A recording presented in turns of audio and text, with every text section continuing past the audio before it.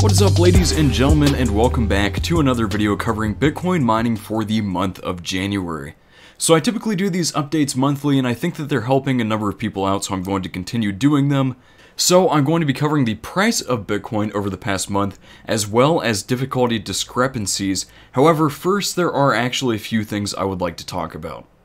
So first things first, and I know I've mentioned this in a lot of other videos, Bitcoin miners are loud. So if you don't want to be hearing a loud box fan-like noise all day long, make sure that you're putting your miner in somewhere where it's not going to bother you.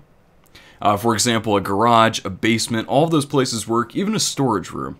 Second, Bitcoin miners run hot. So if you live in a hot climate, make sure that you have proper cooling for the miner. If you live in a cool climate, maybe you can use it to heat your room if you're okay with the noise.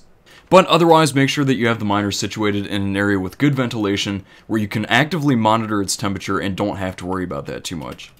Now, actually going off of those two topics, miners are honestly more available than they have been in the past few months. The Antminer S9 is much more widely available than it was even last month, and that's honestly great. So that's keeping prices a little bit more well regulated, as well as offering some good competition to Antminer. And really, that's what we need to see more of. We need to see more competition and more companies producing miners so that more people can have access to different kinds of miners. Also, I can't personally claim to know what's going to happen with Bitcoin in the next few months or even over the month of January. I am relatively experienced with cryptocurrencies, but I'm not going to say that I'm any sort of prophet or anything. And honestly, take everything I say with a grain of salt. This video is for research purposes, and if you don't agree with something I say, back it up with evidence, let me know what your thoughts are. And as always, keep an open mind. Next, of course, we have to cover electricity costs. So the average cost of electricity in the United States is roughly 13 cents per kilowatt hour. I've included a map of the United States power costs and a map of Europe's power costs.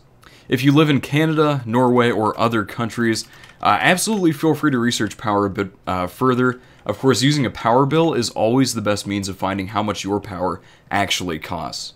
Don't just use a power map to get an arbitrary understanding of your electricity costs. Actually do research on that and make sure that you know what you're paying. So all of these calculations will actually be run using 13 cents per kilowatt hour because that is the United States standard, and that's where I'm located. Also, if you use solar or wind power, you can pretty easily offset electricity costs, but actually buying those implements could be relatively expensive. One more thing that I should mention before we get into difficulty is the use of pools while mining Bitcoin. Using a pool combines hashing power in order to increase the frequency of payouts for everyone involved in a pool, and pool fees usually come in at right around 1%.